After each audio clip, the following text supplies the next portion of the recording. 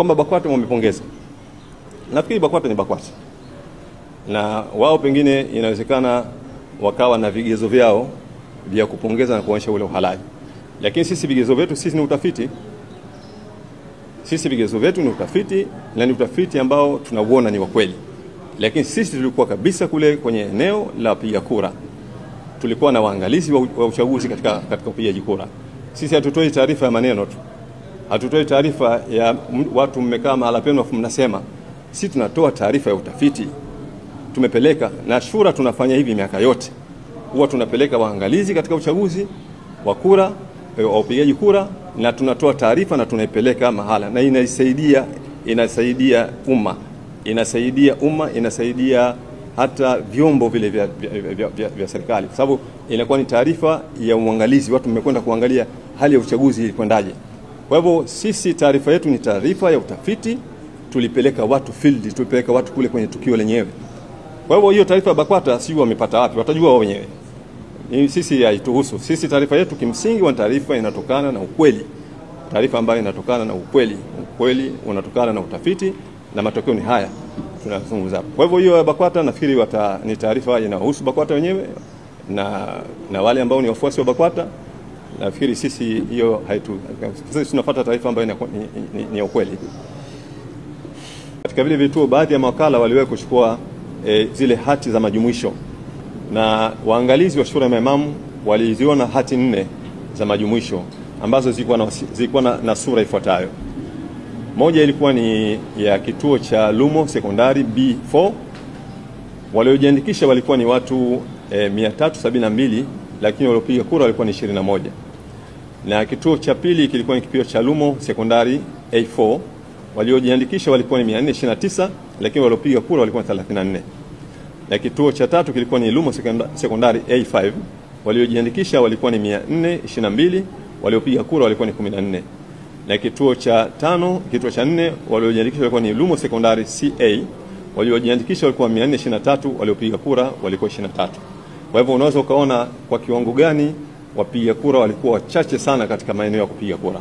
Kwa hivyo uchaguzi wa safari hii au uchaguzi wa mwaka huu ulikuwa ni uchaguzi ambao ulikuwa na mwitikio mdogo sana, ukiangalia katika ile hali halisi inayotokana na nyaraka, lakini yale ambayo watu tumeshuhudia kwa macho vile vile.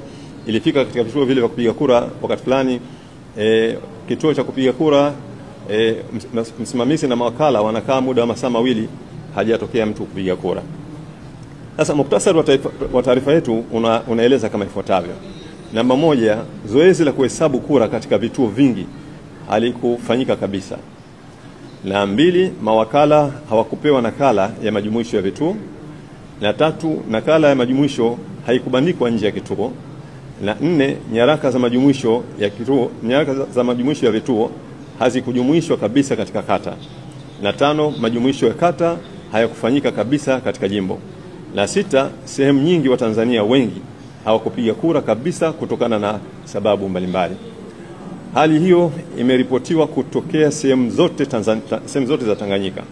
Kwa muktadha huo, haiwezekani kupata rais, mbunge na diwani kwa hesabu ya kura za wananchi. Ndugu wanahabari, nasaha zetu ni hizi zifuatazo. Katika swala la kwanza, swala la maridhiano. Kwanza sisi tumeonyesha kwenye tamko letu, sisi tumependekeza hivi kwamba watokee watu viongozi wa dini na wastaafu wa serikali, wale waadilifu, watu wa haki za binadamu, waombe pande mbili, serikali na wale wapinzani wake, wakutane.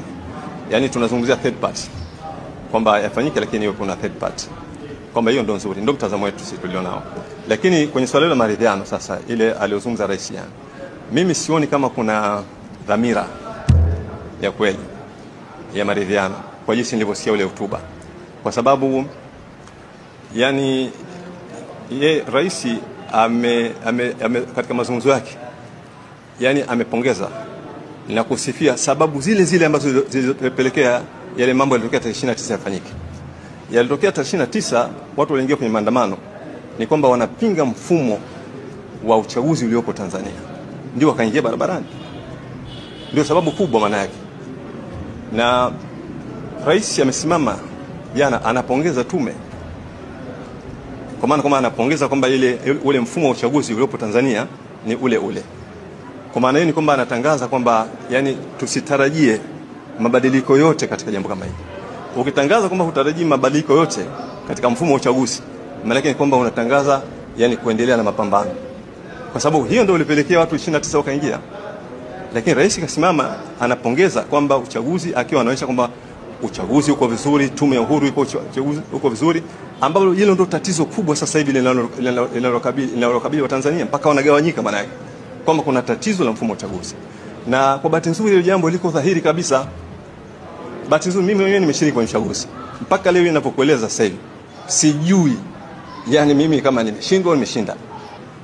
Hii tafsiri yake ni kwamba yani ina maana kwamba Chama cha Mapinduzi hakiko tayari kuona kwamba yani wananchi wanaweza kupata viongozi wanaowataka kwa ridhaa yao, na watu wengine pia kuingia kwenye fikra ya namna hii itaiangamiza nchi. Na rais jana nimepongeza, anasema hii ana maana kwamba uchaguzi unaoendelea sasa hivi chini ya tume ya uchaguzi kwamba ni jambo zuri. Kwa hiyo mimi nasema kwamba sioni kama kulikuwa kuna dhamira ya kweli, kwa sababu dhamira ya kweli ni lazima tukubali kwamba kuna tatizo. Yani kwanza ni lazima tukubali kwamba kuna tatizo, then tukae sasa uliangalie tatizo. Ndio ambavyo inavyokwenda. Kwa hivyo mimi sioni kama kweli kile alichozungumza cha maridhiano kwamba kina dhamira kweli. Maridhiano ni lazima kwanza muangalie matatizo yakoje, afu mkae pamoja muweze kuangalia ya matatizo na muweze kutatua. Lakini pia katika ile alichozungumza jana swala la kuunda tume, haya ndio mambo yanalalamikiwa muda wote, na ndio utamaduni wa serikali yetu sasa. Inasababisha matatizo, alafu yenyewe inajitokeza kama yenyewe ndio inaweza kutatua yale matatizo. Utasemaje kwamba serikali iunde tume ya uchunguzi? Nani tungependa aongoze maridhiano? Sisi tumeeleza ndani, tumeeleza kwa ujumla kwamba sisi tungependa sana yani third party iwe ni watu itokee ni viongozi wa dini, viongozi wa staff wa serikali ambao tunaamini kwamba ni watu wenye heshima zao na kadhalika, na taasisi za dini, taasisi za haki za binadamu. Sasa mchakato utakuwaje, hilo ni swala lingine, lakini dhana yetu sisi ni hiyo. Na sisi tulikuwa tunafurahia sana kama wangechukuliwa hawa watu wa ndani, ingekuwa ni jambo bora zaidi kuliko ni kuanza kuwafikiria watu wa nje. Yani sisi tungefikiria kwamba tunao hapa nchini, tunao viongozi wa dini wenye heshima, tunao viongozi wa stafu wenye heshima, tunazo taasisi za haki za binadamu, kwamba hizi tuzipe nafasi ziweze kusimama kuleta kuangalia tatizo likoje katika jambo kama hili. Yani ina maana kwamba hizi taasisi au muundo huu ndio utengeneze ajenda ya vikao. Kwa hivyo si mtazamo wetu ni huo, na tumeueleza kwenye tamko letu. La pili, lipi tunaloamini kwamba ni jambo zuri? Sisi tunaamini kwamba ile kauli ya rais ya maridhiano, tunaamini kwamba ni kauli nzuri. Lakini sisi mashaka yetu makubwa, hayo maridhiano yenyewe yanafanyikaje na nani anayefanya? Ambapo serikali kwa mtazamo wake ni kwamba hayo maridhiano wao ndio wayasimamie. Ile dhana ya maridhiano ni kitu kizuri, lakini kwa mchakato upi? Sio mchakato huu wa kwamba serikali wao ndio wasimamie ile maridhiano. Hilo ndio ambalo tunaona kama ni nzuri, lakini tunahitaji kuweka vizuri zaidi. Alafu kuna msamaha aliotoa rais. Katika swala la msamaha niseme kwamba sisi kwanza tunasikitika sana, kwa sababu rais ametoa rambirambi juu ya watu waliouawa.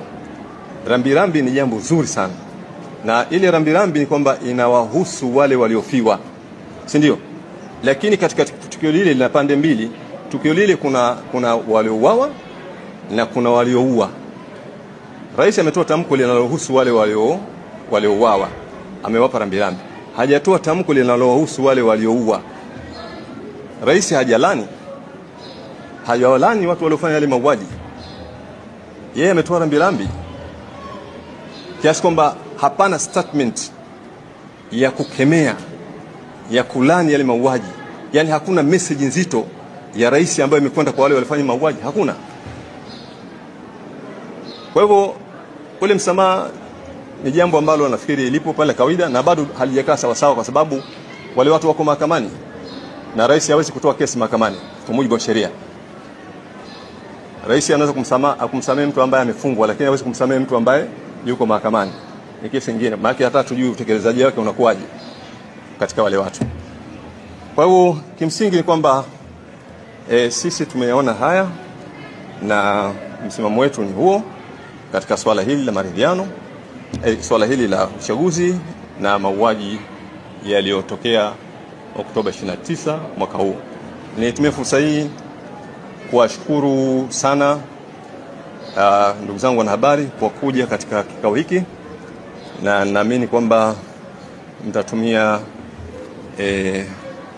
fursa zenu kuweza kuhabarisha wa Tanzania juu ya mtazamo wa Shura ya Maimamu katika uchaguzi huu, lakini vile vile mauaji yaliyotokea hapa nchini kwetu Tanzania. Asanteni sana.